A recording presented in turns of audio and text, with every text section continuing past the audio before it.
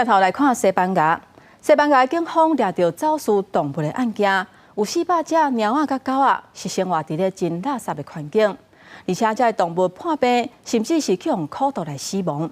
西班牙这几年修订动物保护法，若是虐待动物，上重会罚款20万的欧元，差不多是台票700万。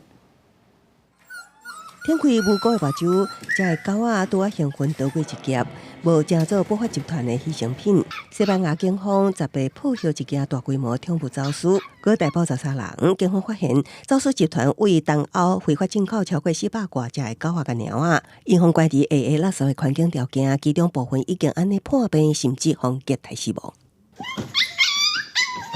警方2020年底就注意到这件宠物走私，因发现走私集团伪造宠物的来源证明物件，调工将未少已经破病的猫仔狗仔当作健康的宠物卖出去。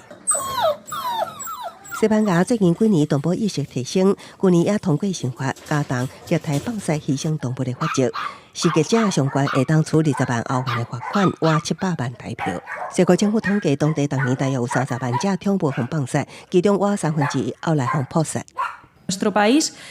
traemos una reforma del Código Penal y además, en el caso de que el resultado de este maltrato sea la muerte del animal, las penas de cárcel van a poder ampliarse hasta los 24 meses. 这项新法今年9月正式上路，同时禁止伫无经过核准的商店也是网络卖宠物。想要饲宠物的民众，未来只会当透过合法方式业者的管道，若无会罚款。公司新闻江文编译。